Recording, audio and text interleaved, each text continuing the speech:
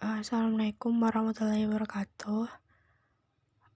Di sini saya akan mencoba menjelaskan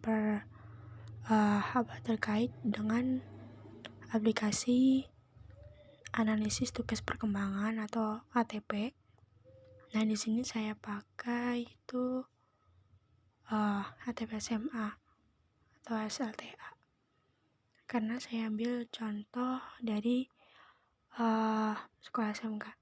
Nah, sebelum kita menuju ke aplikasi ATP, kita harus punya file dulu. Nah, sebelumnya kita harus membuat pernyataan terlebih dahulu. Nah, itu berjumlah 77 nomor. Nah, setiap nomor itu terdiri dari 4 pernyataan. Begitu sampai 77. Itu semua terdiri dari 4 pernyataan. Oke. Terus setelah semuanya sudah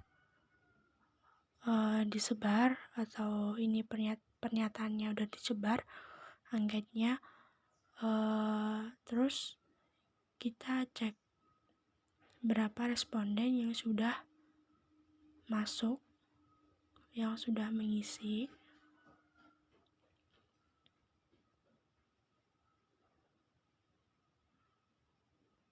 Nah, di sini berjumlah 19 responden ya, teman-teman. Sebentar.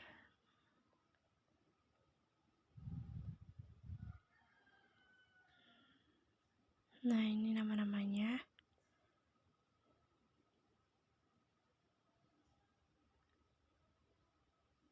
Sampai 19 responden tadi. Nah, ini pernyataannya. Ini maksudnya satu kali jawab gitu ya, setiap orang. Terus ini sesuai dengan jawabannya, tiap nama. Nah, habis itu sebenarnya itu bisa langsung dipencet tanda ini, namanya warna hijau ini, langsung kita copy paste di aplikasi Excel. Tapi ini laptop saya nggak bisa, jadi saya bikin manual melalui Microsoft Excel.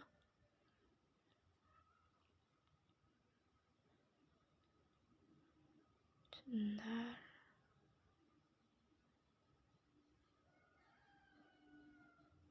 Nah, di sini seperti ini. Formatnya itu tabel formatnya itu sama dengan aplikasi ATP ya, teman-teman, karena nanti kalau nggak sama penempatannya nanti akan berantakan atau nggak sesuai dengan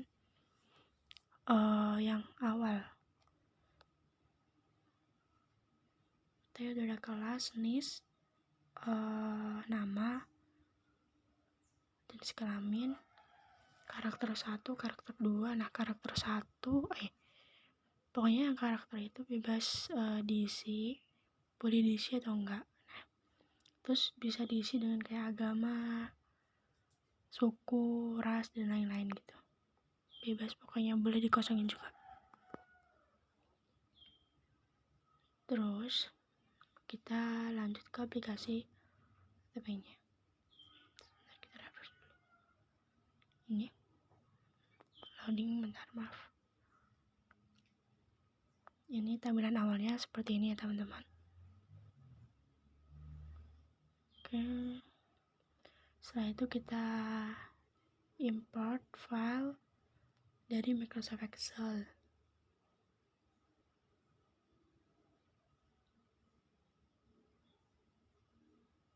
Oke, kita klik yang ada tulisannya file di pojok atas, terus import dari file Excel. Terus kita pilih tadi filenya kita kasih nama apa. Nah, di sini klik ada double klik. Sebentar.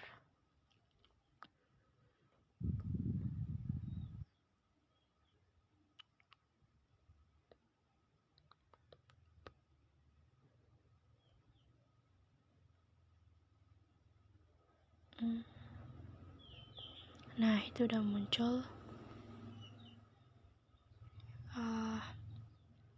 Oke, selanjutnya itu di situ bisa ditulis sekolah, kelas, dan juga kelompok, ya. Seperti itu. Terus kita eksekusi hitung skor. Nah, fungsinya di sini tuh untuk mengetahui apabila dalam jawaban itu ada yang kosong, itu nanti kita tahu, teman-teman. Jadi contohnya kita hilangin yang nomor 1, yang jawaban C. Kita hitung skor. Nah, pasti nanti akan muncul seperti ini, teman-teman. Jadi kita tahu di mana letak kesalahannya, atau ada yang kosong, nanti kita tahu. Habis itu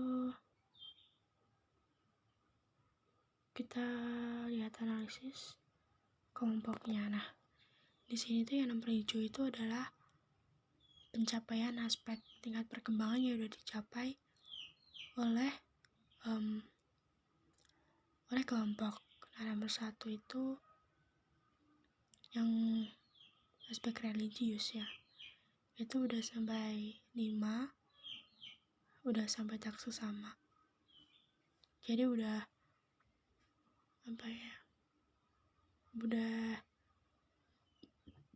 sampai rata-rata. Nah, juga yang warna kuning ini tuh batas rata-rata yang harus dicapai oleh kelompok.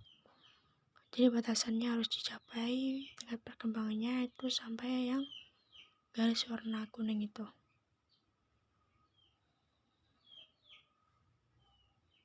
Terus juga itu yang nomor 7 itu udah cukup baik, ya, udah sampai tahap individualitas, di mana dia sudah nggak tergantung sama orang lain. Oke.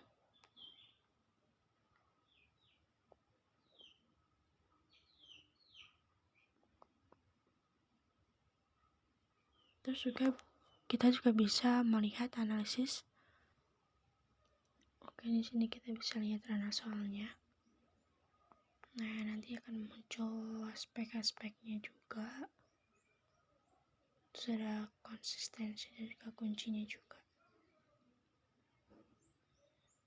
Coba aspek 11, butir 6. Nah, ini konsistensi. Jadi nomor 67 tuh soalnya sama nomor 1. Jadi ini di sini untuk mengukur konsistensi siswa.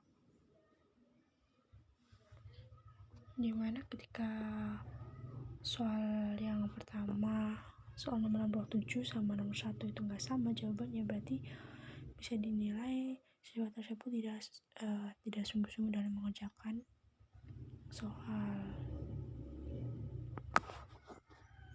Di sini kita bisa lihat 8 butir tertinggi dan juga 8 butir terendah. 8 butir tertinggi di sini sudah mencapai 5,68.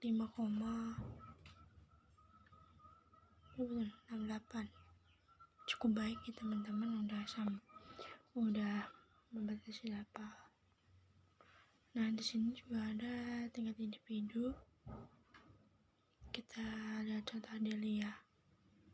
Di sini yang warna biru itu, garis warna biru kecil itu rata-rata individu yang ia capai. Terus yang warna kuning itu adalah rata-rata kelompok, nilai kelompok dia di yang analisis kelompok tadi.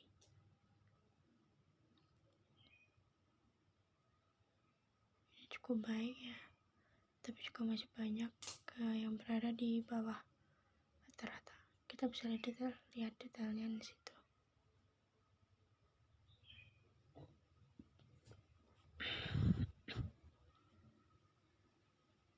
Nah, itu 5,25. Udah sampai tak sesama.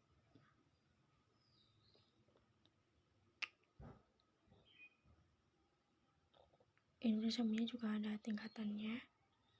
Ada konformitas, ada sadar diri, ada seksama, dan juga ada individualitas.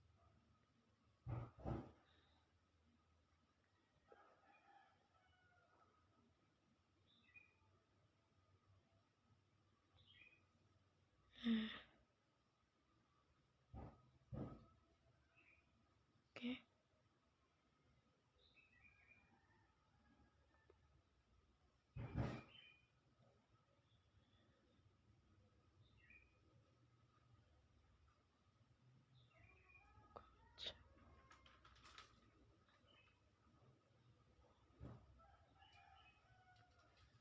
Hanya itu juga yang ada nomor 9 itu masih dulu banget ya teman-teman, itu masih tahap konformitas atau orang yang suka ikut-ikutan. Ketika temannya bolos, dia ikut bolos karena dia takut nggak ditemani oleh atau nggak diterima oleh kelompok tadi gitu.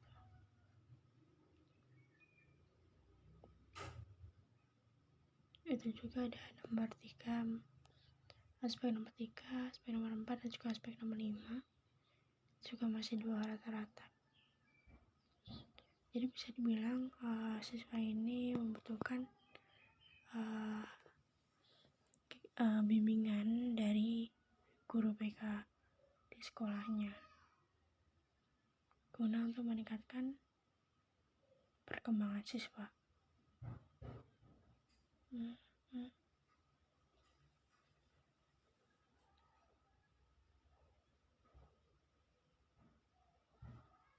Oke, kita terendah. Ini juga masih pada tahap konformitas ya. Kayak yang tadi yang suka ikut-ikutan karena dia punya ketakutan kalau nggak ikut nanti dia takut nggak diterima dalam suatu lingkungan atau suatu kelompok.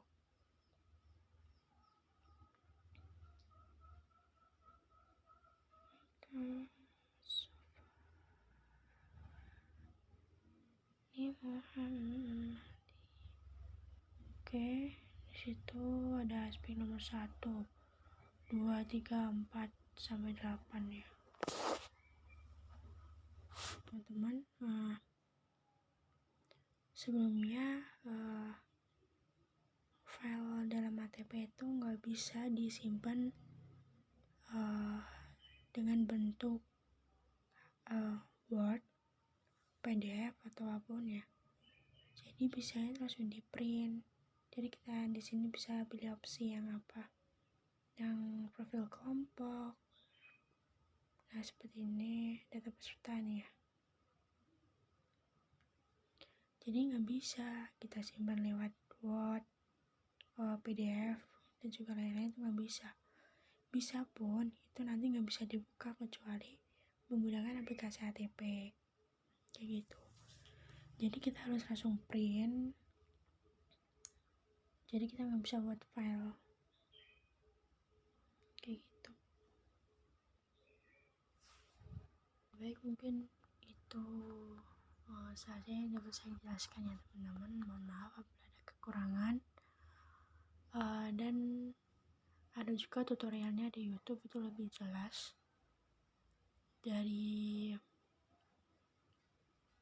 Bayu itu juga ada di YouTube. Terima kasih.